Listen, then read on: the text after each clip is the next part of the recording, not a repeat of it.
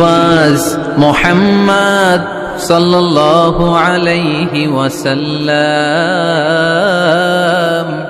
Muhammad, mercy upon mankind, teacher of all mankind, Abul Qasim, Ya Habibi, Ya Muhammad, Ya Shafi'i, Ya Muhammad, Khairu Khalqillahi Muhammad, Ya Mustafa, Ya Imam al-Mursalin, Ya Mustafa, Ya Shafi' al-Alamina. He taught us to be just and kind, and to feed the poor and hungry, help the wafer and the orphan child, and to not be cruel and miserly. His speech was soft and gentle, like a mother stroking her child. His mercy and compassion were most radiant.